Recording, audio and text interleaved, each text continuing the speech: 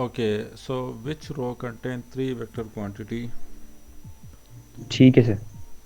तो acceleration is a vector quantity, displacement is also a vector quantity, mass is a scalar quantity, तो ये नहीं होगा।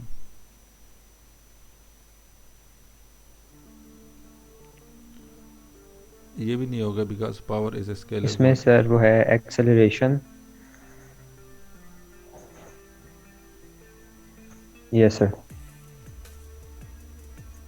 Yes sir. Part A हो गया इसमें, यस सर। क्योंकि वर्क भी आपका स्केलर क्वांटिटी है। अच्छा, yes sir. Question number 2, the diagram show that the velocity of the skydiver changes with time from when she leaves an sir aeroplane ये है displacement force and work. C. until। Work scalar है।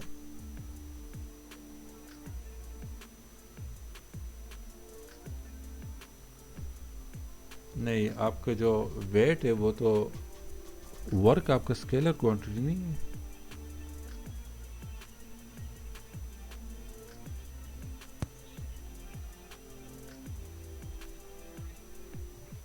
जी sir. Sir इसमें हमारा acceleration force और wait होगा, ए बनेगा first का। वैसे इन्होंने एंड पे आंसर क्या दिया इसका? आंसर नहीं है ना सर, ये टेस्ट के क्वेश्चन है मेरे। अच्छा, ऑनलाइन टेस्ट है। तो आपने ऑनलाइन में सी मैंने अभी किया था? तैयारी तो की नहीं, तो फिर इसलिए मैं इसका सॉल्व कर रहा हूँ। जी सर। आपने दे दिया ये टेस्ट? नहीं नहीं टेस्ट सर, ये भी नहीं दिया मैंने। तो कब सबमिट करना है आपने? सबमिट करवाना था, मैंने करवाया नहीं सर, ये मेरी तैयारी नहीं थी इसकी। नहीं, समझ नहीं आया, सबमिट कर लिया है कि नहीं अभी करना है? सबमिट कर दिया सर, मैं सिर्फ आपके कुछ आंसर वगैरह कंफर्म करना चाह रहा हूँ। तो तो मैंने बस ऐसे ही किया, मुझे सही पार्ट नहीं सी हुआ किया मेरा। था आपने? नहीं नहीं, पार्ट ए किया सर, ए अच्छा, acceleration force and weight. Yes, फिर सही था। लाइक आपने सबमिट कर दिया इस इन एमसीक्यूज का? जी सर। मुझे कह देते, यस सर। हम कर लेते क्लास में, फिर आप सबमिट कर लेते, उसके बाद मार्क्स अच्छे आ जाते। जी Okay.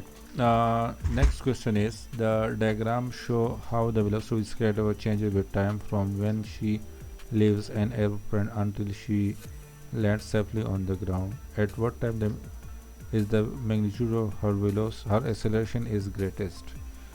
The acceleration आपका किसके इक्वल है? Rate of change of velocity। Rate of change of velocity sir इसमें सी पे होगा। बी टू सी होगा। सी पे, अच्छा। नहीं सर, एक एक पॉइंट बताना है, सी। यस, ये तो आई थिंक यहाँ पे तो ज़ीरो होगा। बी पे जीरो होगा सर, बिल्कुल। अच्छा,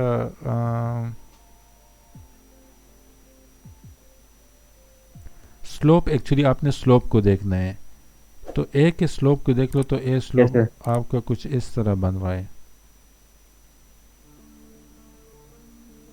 नहीं, वो तो स्ट्रेट लाइन नहीं बन रहा। सी का स्लोप आपका इस तरह आ ए रहा स्ट्रेट लाइन। है। डी भी नहीं होगा।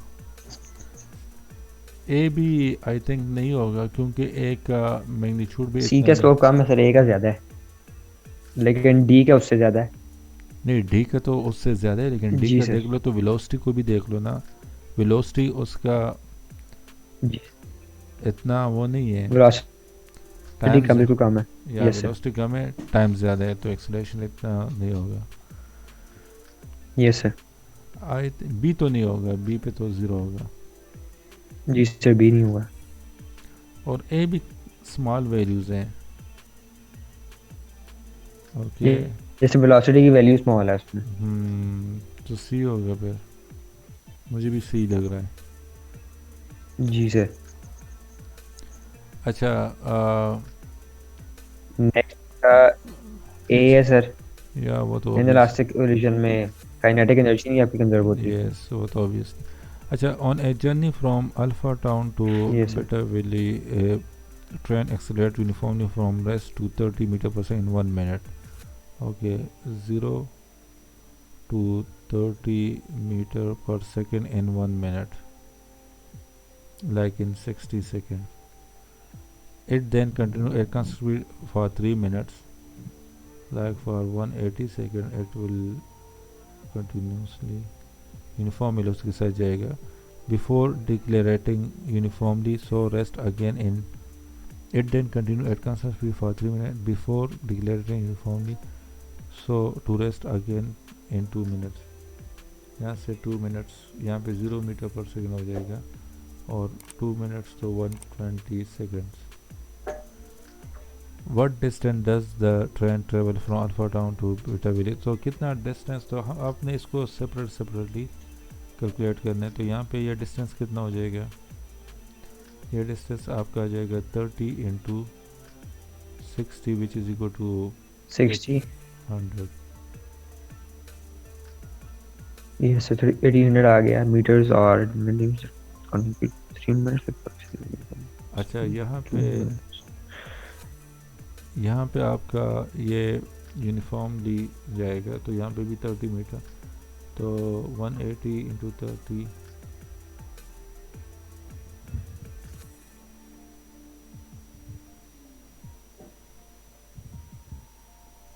ये हो जाएगा. यहाँ पे पेड़ डिक्लेरेटिंग होगा.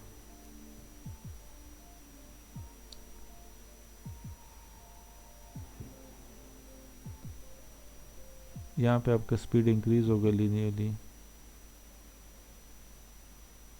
ये ग्राफ कुछ इस तरह का बनेगा. तो एक्चुअल में हमने area under the curve draw करना है, फाइंड करना है, सॉरी. ये आपका कितना हो जाएगा, ये ट्रेपीजियम बन जाएगा, so this will be 30 metre per second. Okay, and ये आपका हो जाएगा this time is 1 minute sir. 60. This is 60 seconds. 180 and this is 120.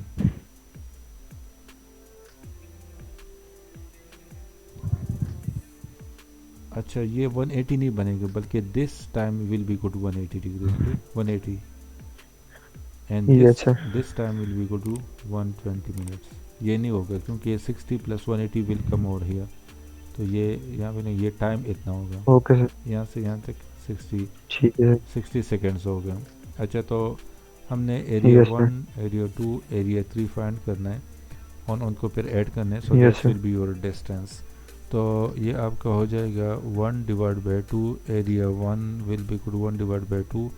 Height आपका हो जाएगा 30, बेस आपका हो जाएगा 60 plus area 2 that's equal to 180 times 30 into 240 plus ये आपका हो जाएगा 180. yes, ये भी ट्राइंगल है, तो ये भी आपका 1 डिवाइड बाई 2 into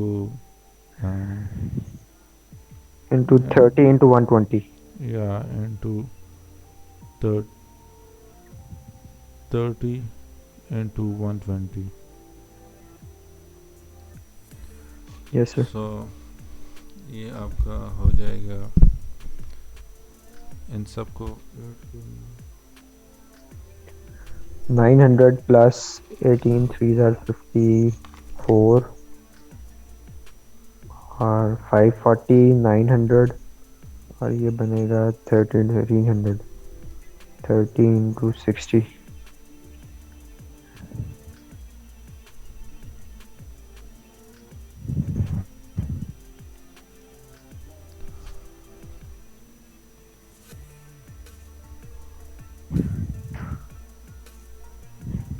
नहीं सर, ये आंसर डिफरेंट आ रहा है सर.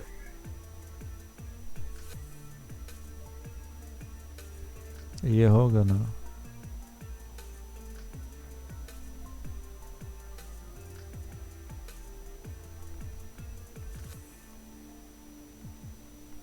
सर नेक्स्ट कर लेते हैं, आप ये रहने दें. नहीं हो गया, ये 8.1 kilometre will be your final answer. समझ नहीं आया आपको, इन सबको ऐड कर लो सो आपके पास 8100 मीटर आएगा। ये क्वेश्चन भी सर मुझे किसी और जोन के लग रहे हैं या किसी और सिलेबस के लग रहे हैं, डिफरेंट है क्वेश्चन हमारे सिलेबस में आते हैं उस पे। नहीं, इसका आंसर क्या है, करेक्ट आंसर आपको पता है कि एग्जैक्ट आंसर इसका क्या होगा? आई थिंक 8.10 किलोमीटर ही इसका आंसर होगा, क्योंकि इसका ग्राफ यही बनेगा जो मैंने ग्राफ ड्रॉ कितना आया किया। सर? 8100 मीटर में आया है, इसको किलोमीटर में कन्वर्ट कर लो। जी सर, ऐड कर लिया। So that's will be equal to 8.1 kilometre. इन्होंने आपको आंसर किलोमीटर में दिए हैं, कुछ मीटर में दिए, कुछ किलोमीटर में।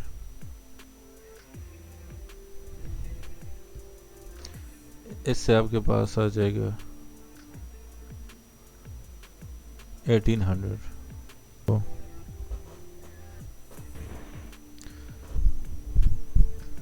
अच्छा, इसका आंसर 8.1 किलोमीटर आएगा। Okay, okay sir. यस। अच्छा, और ये करेक्ट सॉल्यूशन है, इसमें कोई कंफ्यूजन नहीं है। और ये इसी चैप्टर 3 के ओके सर। काइनेमेटिक्स के क्वेश्चन है। Okay, question number 5, right sir. which statement about gravitational field strength G is not correct? It has a value of 9.81 meter per second near the Earth's surface. This is the correct statement. इसका D है sir, it is a scalar quantity, क्योंकि gravitational field strength scalar quantity नहीं है। Yes, this is a तो vector. D है, 5 पे D है sir. Yes, that is a vector quantity. Acha, question number 6.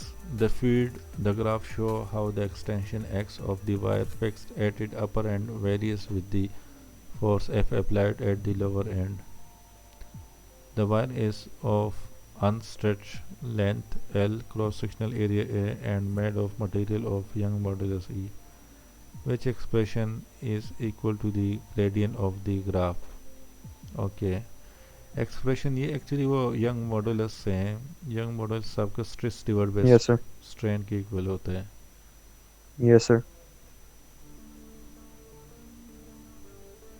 सो आपका जो स्ट्रेस होता है वो फोर्स पर यूनिट एरिया होता है, और स्ट्रेन का यूनिट लेस होता है। Okay, so that is the change in length per unit length होता है, ओरिजिनल लेंथ।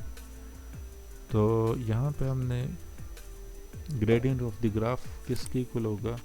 दिस विल, इसका ग्रेडियंट जो होगा, ग्रेडियंट मीन्स स्लोप, तो ग्रेडियंट sir. इसका आएगा फोर्स पर यूनिट एक्स आएगा।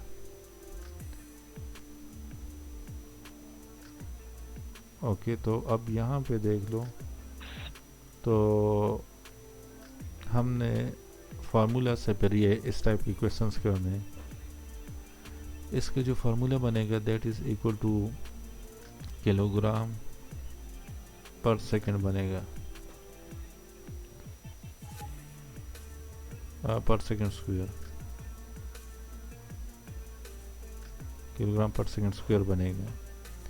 यहाँ पे देख लो तो ई इन्होंने आपको दिए हैं, तो ई is the Young modulus. So Yes sir. your E is the Young modulus, that is equal to F divided by A. Yes sir. Okay, तो EA divided by L,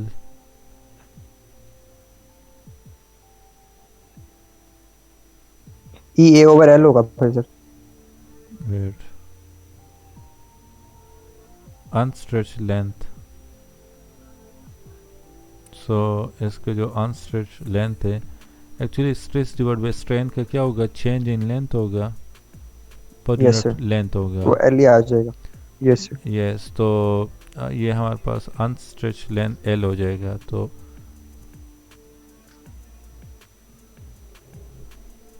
तो ये आपका आ जाएगा नीचे change in length per unit, ऊपर L आ जाएगा। This is the Young modulus. So ये E A divide by L आ जाएगा। एल तो ये हो जाएगा इसका। Okay, next question. An apple set on a table in an aeroplane that is approaching the ground for landing. Newton's third law tells us that the weight of the apple is equal in size but opposite in direction to the pull of the apple on the earth, the pull of the earth on the apple, the push of the apple on the table.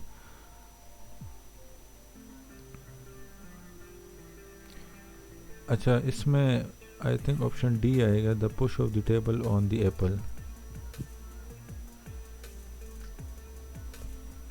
ठीक है sir.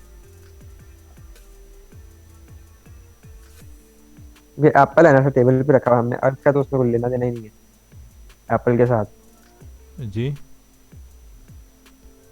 मैं कह रहा हूँ sir कि Apple के साथ, Apple और टेबल के बीच में रिलेशन है, इसमें अर्थ तो है ही नहीं बीच में, अर्थ का तो है लिंक। यस एक्शन रिएक्शन होगा तो वो टेबल और अर्थ के बीच में होगा, तो फिर एप्पल यस टेबल के ऊपर रखा हुआ है। यस. अच्छा, next question, question number 8. Four forces acting on an aeroplane are weight, horizontal thrust, okay, vertical lift, and horizontal drag. Any other force can be ignored. When the aeroplane has a constant horizontal speed of 200 meters per second and is ascending at a steady rate of 4 meters per minute, which statement is correct? Constant horizontal speed 200 metre per second है, तो जब constant horizontal speed होगा तो it means कि your D is equal to T. T is equal to D and this, okay, where and is ascending at an steady rate of 4 metre per metre, which statement कर. अच्छा, ascending है तो ascending means कि आपका L upward force is greater than, इसमें B होगा.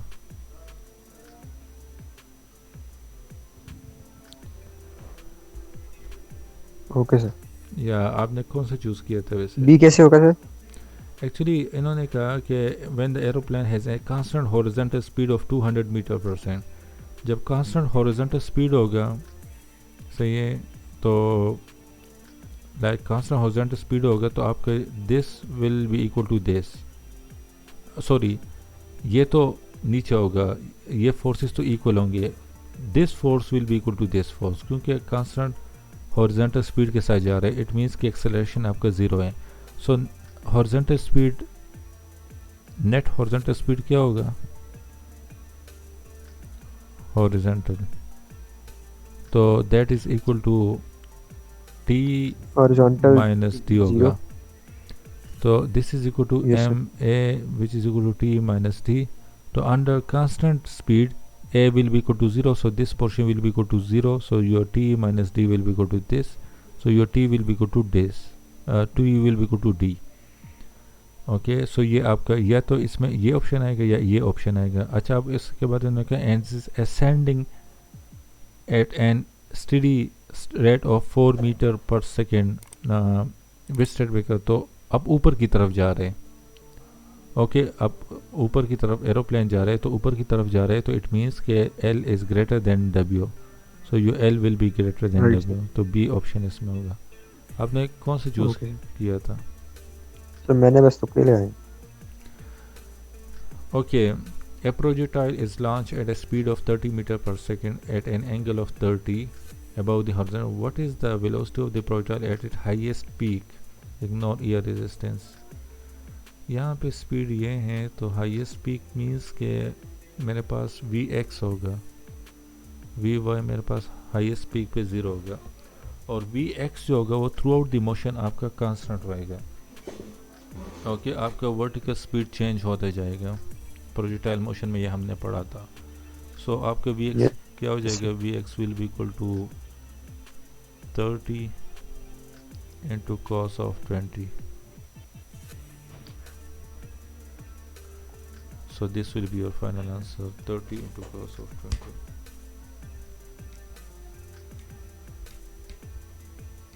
$28.19. Yes, sir, wait, one minute. तो आपका ये ऑप्शन करेक्ट हो गया. सी। अच्छा, a barometer can be used to measure atmospheric pressure as shown. The pressure of the column of liquid exerted on the reservoir surface is equal to the atmospheric pressure. Okay. Yes sir. Uh, for barometer contain water, the high H is 10.4 meter. A second barometer with a glass tube which has twice the cross-sectional area contain alcohol. Density of water is etna, density of alcohol is etna. What is the height of the alcohol?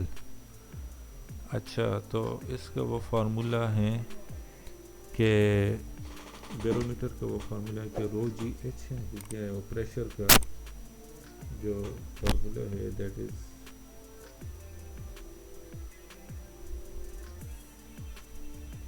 Row G H use होता है लेकिन pressure liquid rho G H ही होता है। अच्छा, रो G H होगा तो yes.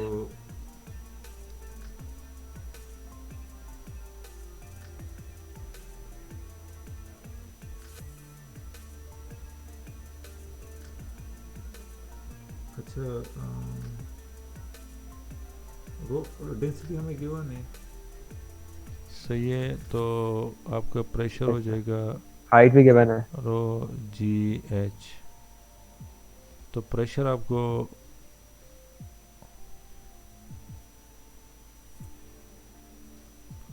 Height आपको गिवन है 10.4. In this case the height is containing water.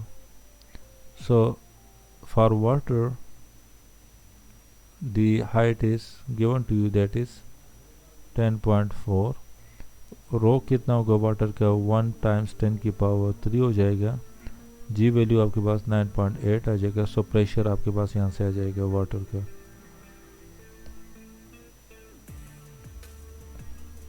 अच्छा, यहाँ पे आपके पास एटमॉस्फेरिक प्रेशर आ जाएगा, सही है। ये एटमॉस्फेरिक प्रेशर आपके पास यहाँ से आ जाएगा। जब लिक्विड वाटर पे कितना एटमॉस्फेरिक प्रेशर ऐड करेगा वो आपके पास इस फार्मूले से आ जाएगा। सो दैट इज 9.8 टाइम्स 0.4, तो आपके पास ये आ जाएगा प्रेशर, एटमॉस्फेरिक प्रेशर आपके पास आ जाएगा 101.92। ओके। अच्छा, इसके बाद हमारे पास वही सेम प्रेशर होगा बट यहाँ पे हमने लिक्विड को चेंज कर लिए। अब हमने अल्कोहल डाल दिया और क्वेश्चन है कि आप एच को फाइंड कर लो कि कितना एच आएगा। तो प्रेशर वही रहेगा, आपका प्रेशर 101.92 आ जाएगा डिवाइड बाय डेंसिटी कितना है, दैट इज़ 0.8 टाइम्स 10 की पावर 3 आ जाएगा। जी वैल्यू 9.8 आ जाएगा and that's will be equal to H. तो दिस डिवाइड बाय 0.8 टाइम्स की पावर 3 टाइम्स 9.8, सो 0.0 एच आपके पास आ जाएगा 0.013।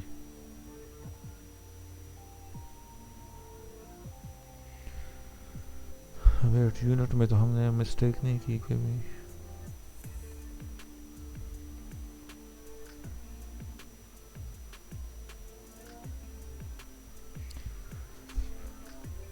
की पावर 3 टाइम्स 9.8 टाइम्स 10.4।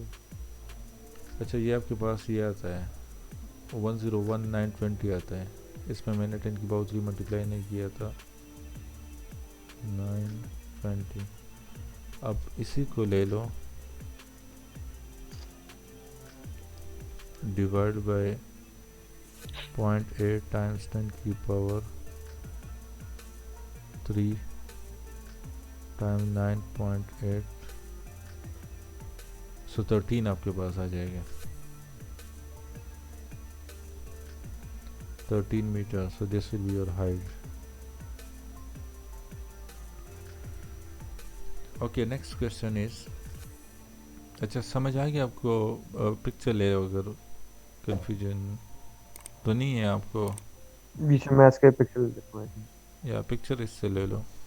मैं पिक्चर ले लूँ सर, इसके वो क्लियर हो जाएगा सर, बाद में भी पैसा आएगा ना जी। वो।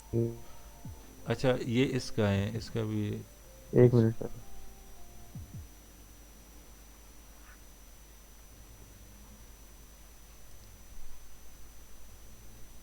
जी सर मैंने। Okay, question number 11। जी सर, इसका आंसर क्या निकाला सर आपने? आंसर इसका 13। 13। अच्छा, question number 11, a ball is thrown vertically downward जी सर at ठीक। Etna from a height of 120 centimeter. With which speed does it hit the ground? Ignore air resistance. अच्छा, ये आपका वर्टिकली डाउनवर्ड बॉल मैंने फेंक दिए हैं like this 4 metre per second.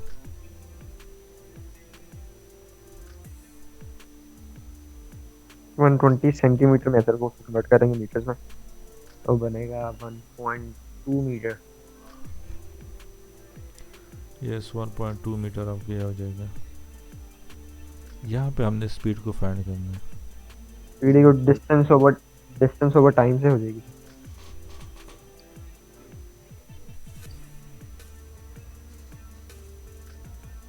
लेकिन वो स्पीड गिवन है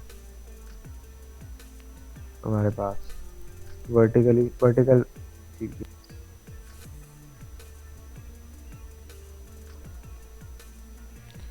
अच्छा, आपके पास डिस्टेंस 1.2 आ गया। इनिशियल स्पीड आपके पास क्या आ जाएगा?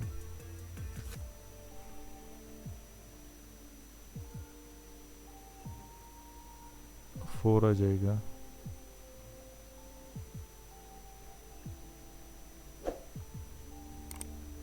इससे आपके पास टाइम आ जाएगा। तो टाइम आपके पास इससे आ जाएगा कि ये कितना टाइम लगेगा नीचे आते हुए। तो ये टाइम आपके पास आ जाएगा। उसके बाद मैंने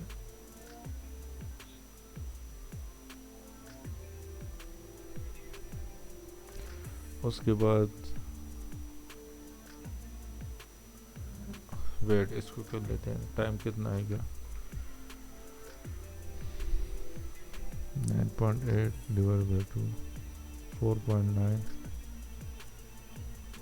8.9, 1.2, आंसर 0.134 सेकेंड आ रहे हैं।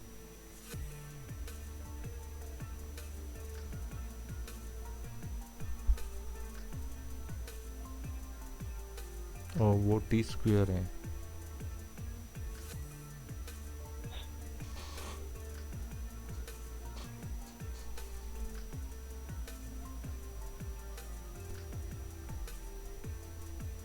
Yes sir. ये आपका 9.8 divide by 2, 4.9 T square plus 4t minus 1.2। इसका एक क्वाड्रेटिक इक्वेशन बन गया है, तो ये मेरे पास आ जाएगा 4.94 माइनस 1.2। तो टाइम आपके पास आ जाएगा 0.23।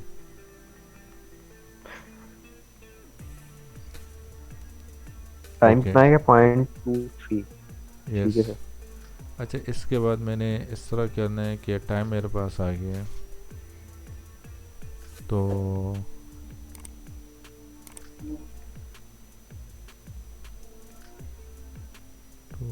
0.23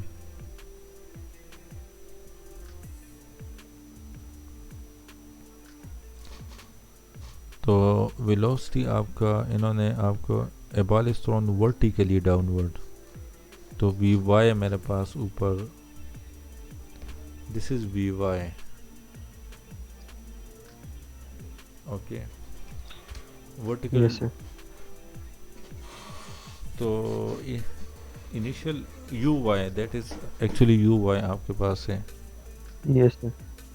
तो यू वाई इट मीन्स के हॉरिजॉन्टल कंपोनेंट यहाँ पे ज़ीरो है। ओके, यस तो सर। यहाँ पे मैंने velocity horizontal component throughout the velocity constant रहेगा, क्योंकि प्रोजेक्टाइल में horizontal component of the velocity will remain constant, तो यहाँ पे भी आपके वी वाई वी एक्स भी ज़ीरो हो जाएगा. So v is equal to V X into V Y.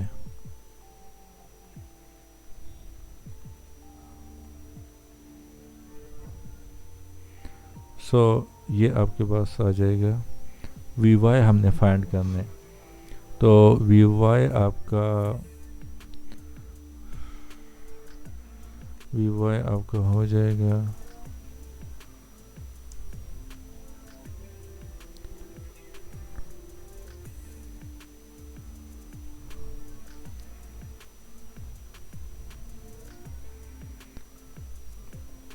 हमारे पास एक है V Y square minus U Y square is equal to,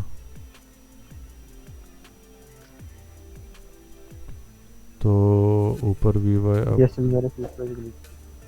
yes ये आपका हो जाएगा V Y square equals to plus 2s 2 into 9.8 into 1.20 plus 4 square. yes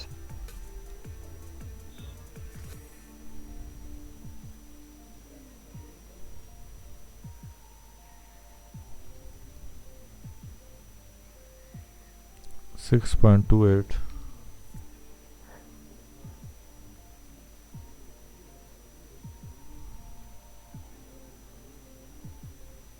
six point three है sir.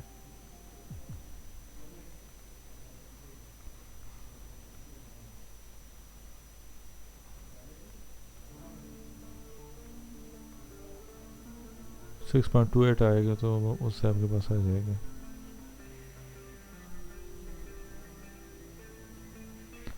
Okay इसका पिक्चर ले लो. 6.3 हो जाएगा. यस ले लिया सर. Okay next question.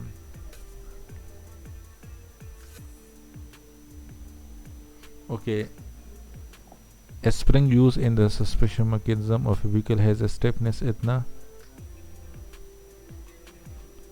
अच्छा ये वो एक यंग मॉडल से रिलेटेड है,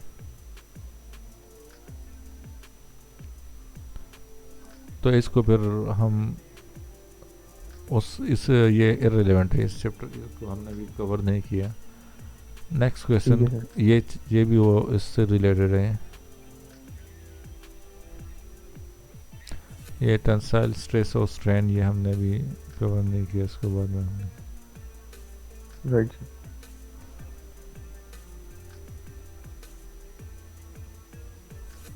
अच्छा यहाँ पे इसको देख लो. The kinetic energy of ball X, so kinetic energy that is equal to 1 divided by 2 mv square. So kinetic energy of ball x is k. So x का क्या होगा, that is 1 divided by 2 m1 v1 square.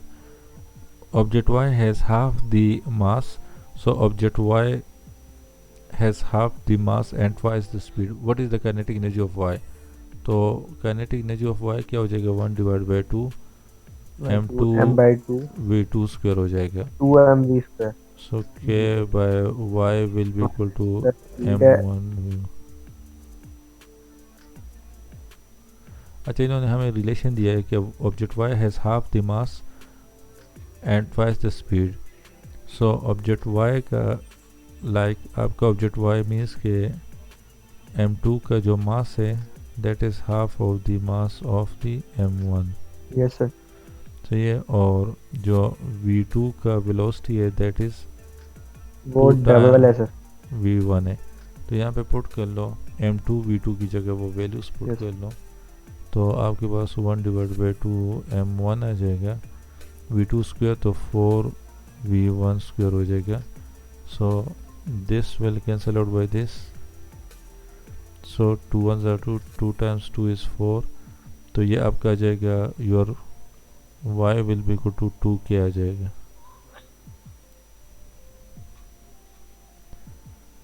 That's will be the final answer. इसको solve कर. अच्छा, okay इस तरह की relation हमेशा आपने इसी मेथड से सॉल्व करना है, और कोई आपने इस तरह नहीं करना कि माइंड में इसको लेना ओके है सर. कि ये डबल हो गया तो ये इस तरह हो गया, तो यस सर. क्योंकि उसमें अक्सर मिस्टेक हो जाते हैं.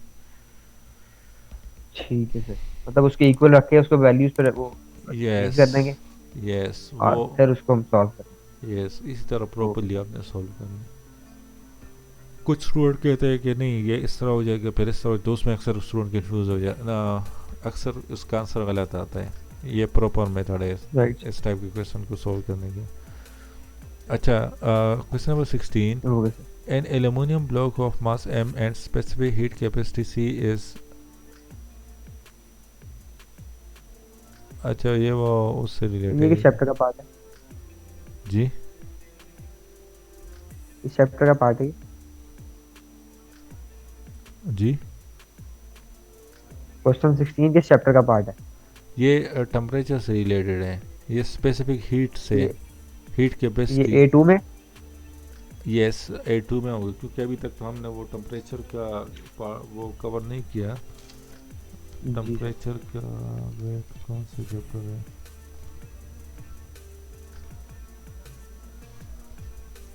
नहीं सर, ये मुझे सवाल लग रहा है ये उसका पार्ट, चैप्टर 1 का पार्ट ये है. Chapter Which 1. expression correctly gives coulomb and joule per kilogram per Kelvin? Assume no energy loss is अच्छा found. अच्छा, ये वो फर्स्ट का है, फर्स्ट चैप्टर का. जी सर, फर्स्ट चैप्टर का पार्ट है. यस, तो जी सर. इसमें वो यूनिट्स आपने अप्लाई करने हैं.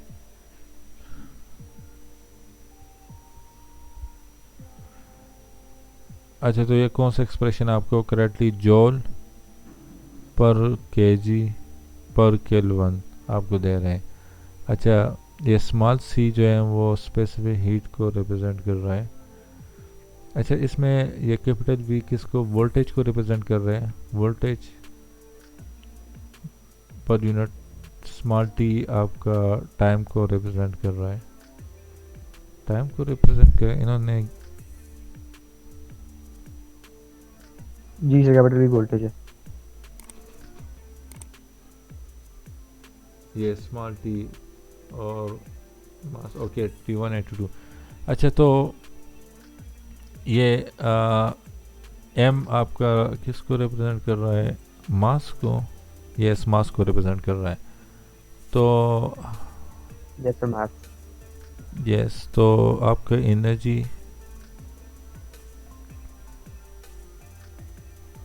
क्यों है, और एनर्जी का जो है वो आपका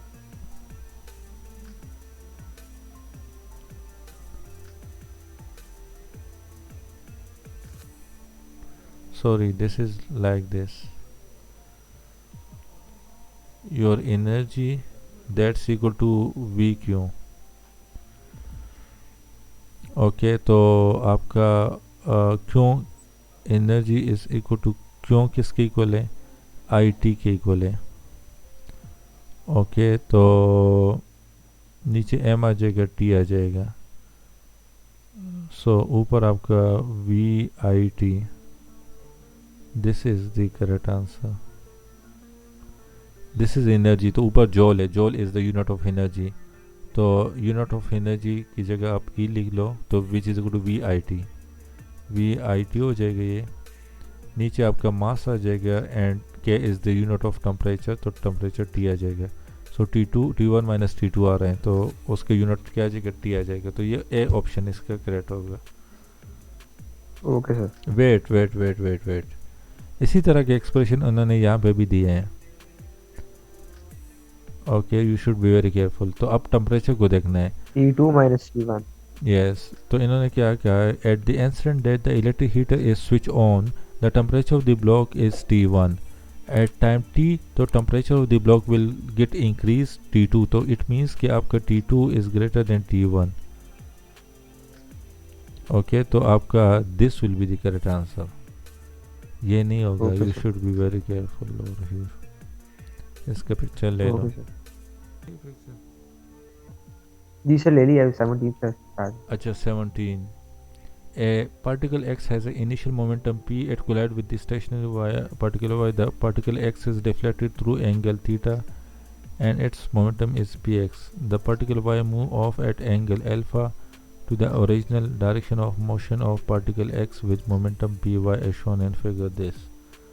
Okay, so which equation is a correct statement for momentum in this collision?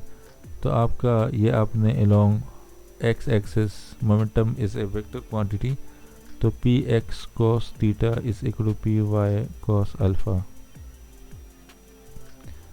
So this momentum before collision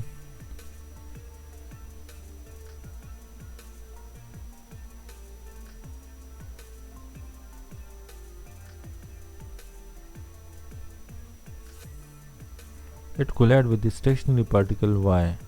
तो ये स्टेशनरी है, तो मोमेंटम बिफोर कोलिजन आपका ये क्या हो जाएगा?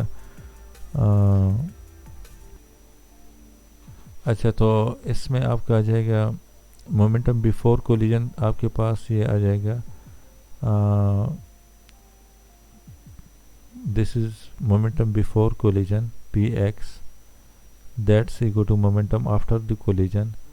तो ये आपका आ जाएगा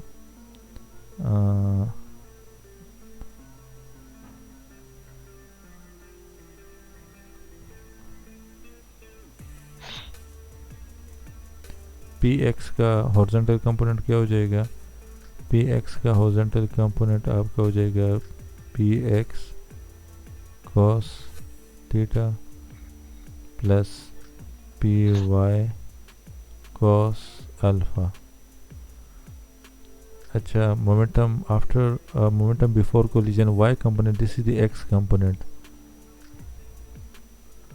For y component ये क्या हो जाएगा? तो momentum before collision y component of the particle before collision is equal to 0. Y component of the particle after the collision is px sin theta, that is in the upward direction. Downward direction में ये आपका हो जाएगा P Y into sine alpha. So your P X into sine theta that's will be two P Y into sine alpha. तो यही होगा इसका correct statement. Okay, got it? Okay sir. अच्छा, question number 18. A 2.5 kilogram block is placed on a ramp. The block is released. Okay, a block is released from a vertical height of 3 meter. An average frictional force of 6 Newton act on the block as it travel down along the ramp. The block travel a distance of 7.5 meter along the ramp. So this is 7.5 meter.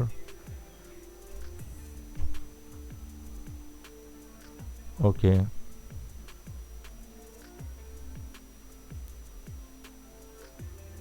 Okay, इस पे opposite force आपका 6 आएगा.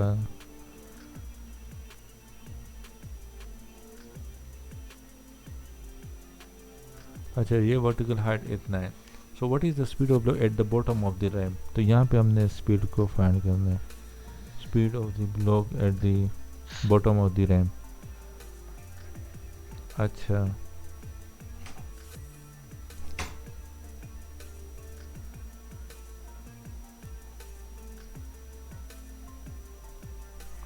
अच्छा, इस पे net force कितना add करेगा? एक तो इस पे ग्रेविटी फोर्स ऐड करेगा, that is in downward direction. एक इस पे फ्रिक्शनल फोर्स ऐड करेगा. ओके, एक इस पे नॉर्मल फोर्स ऐड करेगा in this direction. Yes sir. Okay, और ये नीचे की तरफ आएगा विद वेलोसिटी भी.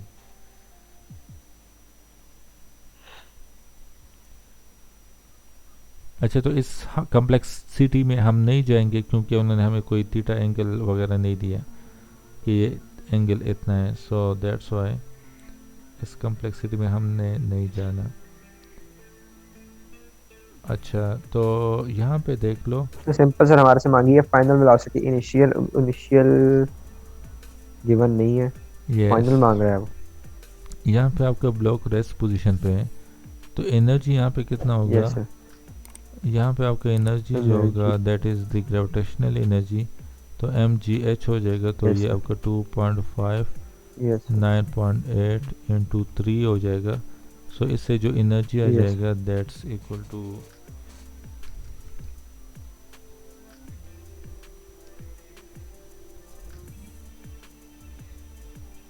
73.5 आ गया। राइट।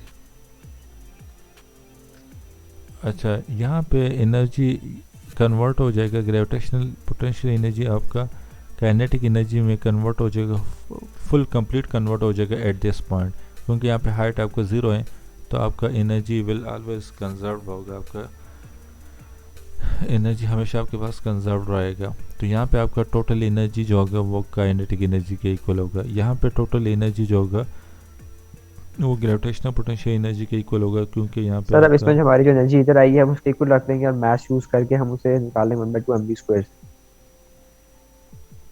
ऐसे ही होगा। यस m 2.5 है, v हमारे पास अननोन है और किनेटिक एनर्जी 7.5। ठीक है। Into 2 divided by 2.5 equals to v²। बिल्कुल ठीक है।